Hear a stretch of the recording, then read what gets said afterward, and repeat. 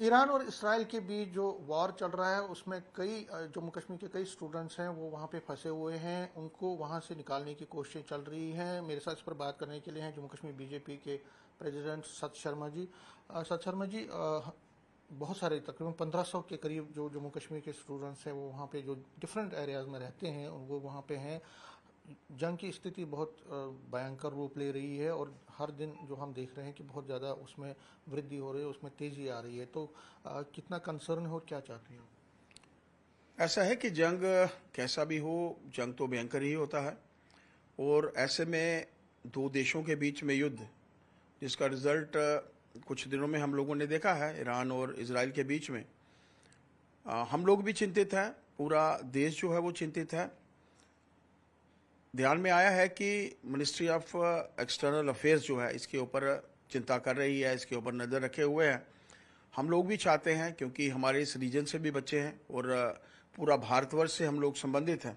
ऐसे समय में देश के प्रधानमंत्री जी हर बार, मेरा मानना है कि जिस तरीके से यूक्रेन और रशिया का युद्ध हुआ था उस समय में भी देश के प्रधानमंत्री जी के आह्वान के बाद युद्ध रुका था और उसके बाद बच्चे हमारे सुरक्षित जो थे अपने अपने घरों में पहुंचे थे। मेरा मानना है कि MEA और देश के प्रधानमंत्री जी भी चिंतित हैं और इस विषय को बहुत गंभीरता से ले रहे हैं। हम भी चाहते हैं कि हमारे बच्चे, वो चाहे जम्मू से हों या देश के किसी भी खित्ते से हों, जल्द से जल्द अपने घरों में वापस आने चाहिए। क्योंकि युद्ध एक ऐसी स्थिति होती है जहां पर ना वो घर देखता है, ना वो किसी एक समुदाय के बच्चों को देखता है, ना घरों को देखेगा।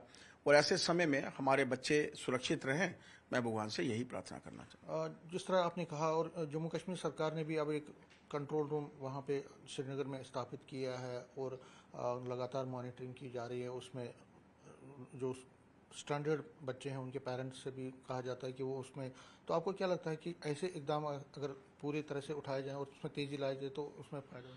ऐसा है कि LG साहब से भी मेरी इस विषय को लेकर बात हुई थी, वो भी चिंतित हैं।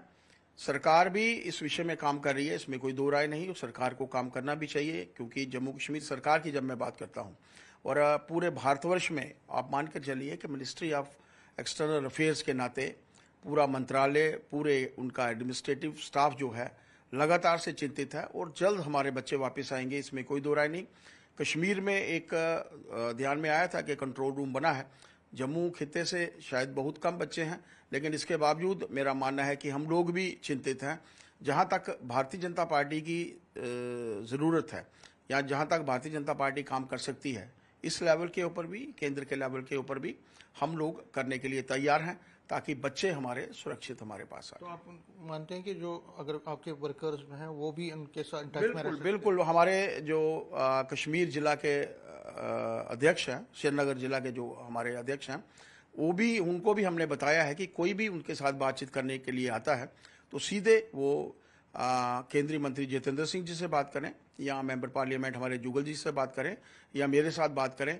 मैंने पहले भी कहा कि इस देश का हर बच्चा, इस जम्मू कश्मीर का हर बच्चा हमारा अपना बच्चा है। वो सुरक्षित कैसे पहुंचे, इसकी जिम्मेवारी पूरे भारतवासियों की है और इस जिम्मेवारी को भारतीय जनता पार्टी भी निभाएगी, इसमें कोई दो राय नहीं। न्यूज़ 18 से बात करने के लिए शुक्रिया। कैमरामैन चांद के साथ में समीर भट्ट, न्यूज़ 18 जम्मू।